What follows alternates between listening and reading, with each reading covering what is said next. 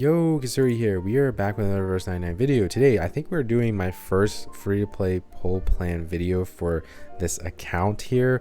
Thanks for clicking on this video. You probably have seen many amazing poll plan videos already. Maybe you clicked on this video because you see this crazy history that I've attracted of all my summons all the way back to the launch of the global version back in October 26, 2023, or you're just kind of interested in getting another perspective for what a day one free-to-play player thinks about the upcoming banners and what I am going to pull. And another disclaimer here, you should always pull for the characters you like the most because that's going to make the game overall more enjoyable. And just a heads up, I'm going to be yapping a lot in this video. We're going to be talking about all the upcoming characters and what I think about their pull value rating, what I'm going to be doing, either pulling them, considering them, or outright just skipping them, okay? And then very quickly to show you my account. If you don't care, that's fine. You can go ahead and skip ahead. I will timestamp when I talk about each character. But for those who have never seen this account before and want to see my reasoning for pulling the future units, here is my account. Feel free to pause. Everyone is kept at P0 because I want to, be relatable and have, relatable showcases.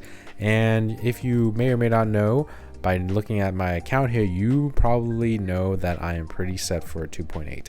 And the reason why I'm showing you this account is because if you know what's coming, then you'll know why I'm going to be skipping some certain characters, okay? Okay, let's go ahead and talk about Recoleta. For all these characters, I'm not going to talk about their kits. I will do a pull value rating video for Recoleta in 2 days, so look forward to that. So what I think about Recoleta, she does a lot of damage. She's an amazing mineral DPS if you need that slot to be filled. In my case, or your case, if you have Junanzi and you have her best team with Pickles, Flutterpage, F2P, you are going to get a big spike when you get that Euphoria for Junanzi. So if you're looking at Recoleta to pull as like a mineral DPS and you already have Ju, maybe you can consider skipping Recoleta, in my opinion. That's why I'm kind of considering skipping her, okay? However, she has a very high ceiling. Her ceiling is not met yet, meaning she has Melania as her teammate. She's going to get a Moldir in 2.8, which is going to help her do more damage. However, there is still a missing ultimate base sustain unit for the ultimate damage team. So whenever she gets that, her damage will probably skyrocket once again. So there's a lot of potential for Recoleta, but if you're overall looking at her as a character, she's mainly a DPS character, and you know what happens to DPS characters. They will eventually get power creeped, or they're easier to power creep.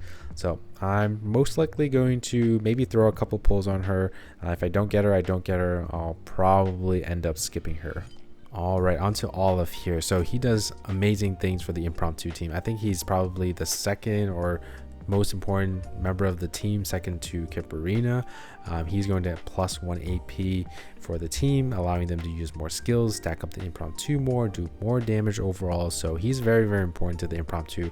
However, for my account, since I have 0 6-star impromptu characters, his value is way lower for me as an account.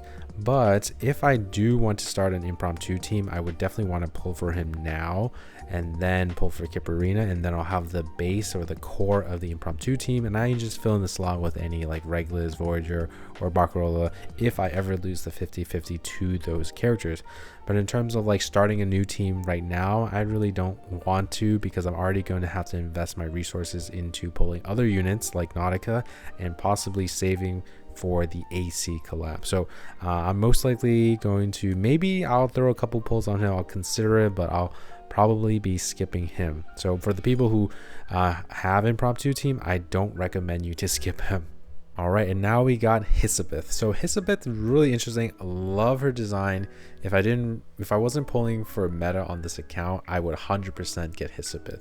I think her design's amazing. I mean, the name is amazing, and her kit is pretty funny, honestly. She does a lot of cool things. She does ult a lot. From what I've seen, I haven't seen her do any like crazy WhatsApp compared to what we're gonna see in the future. Very important. Hissabeth does great damage.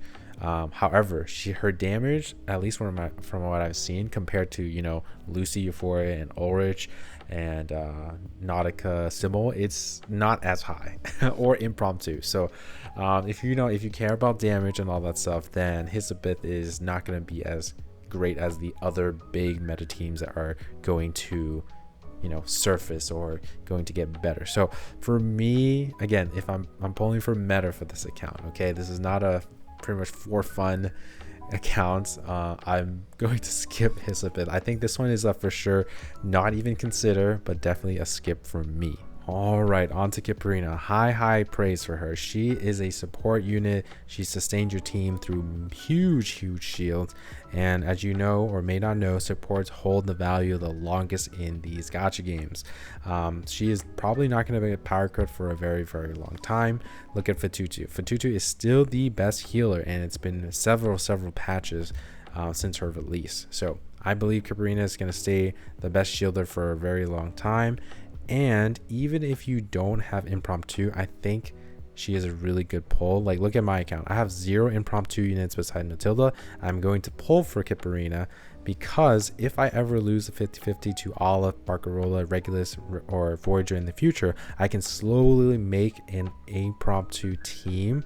But I would not be able to, or I would not really consider impromptu team if I didn't have the most important unit, which I believe is either Kiperina or Aleph. Okay, so having her will help you sustain and also open up the door to a potential impromptu team in the future.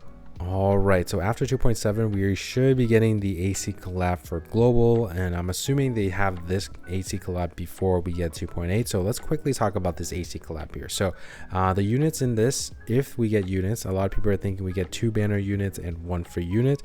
So these characters are most likely going to be limited units where they don't get rerun. I'm not sure if they do get added to the game, awesome. If not, then this is the only time for you to get them. So here's the thing.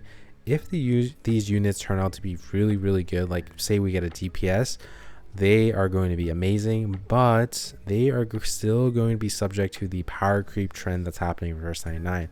Say you pull for the AC collab unit, does amazing damage, maybe 3, 4, 5 patches down the line, now another character does more damage or does something way better than the AC collab unit. What is the likelihood that the AC unit gets a euphoria, right? I don't think an AC collab unit will get a euphoria, because if they do get a euphoria in the future, that means Reverse 99 would have to rerun that character, and then I'm not even sure if Reverse 99 will be collabing with AC in the near future. So if you get this AC collab unit, I feel like it's very unlikely for them to get buffs in the future, like a euphoria.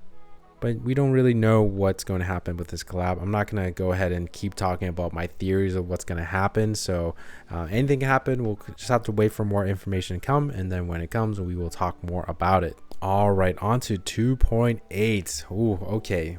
CN version currently. It's been amazing playing CN for the past week. I cannot wait for this to reach the global side. And in my opinion, I am 100% going to be pulling for Nautika, just because I have made it my goal for this account to pull for every limited unit in the game.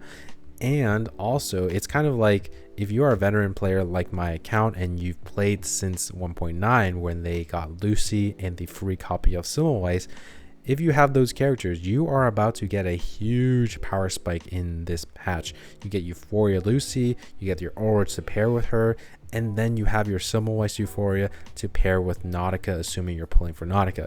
You will pretty much have 2 meta teams when you get to 2.8, which is really nice, especially if you are considering Recoleta or the impromptu team for the damage. You can probably skip those units because you will get 2 amazing teams in 2.8. All right, so 100% pulling for Nautika. And as for Moldir, since she has not come out yet in CN, we haven't really seen her numbers or how her synergy works, but I would assume that if I get Recoleta in global, I will probably have to pull for Moldir. But if I don't get Recoleta, I'm less likely to get Moldir. But that's pretty much all I can say until we kind of see how her kit works. All right, that's enough yapping about my thoughts on these characters. Hopefully you found it somewhat helpful, and I wish you the best of luck when pulling for these characters. I'll see you in the next one. Peace.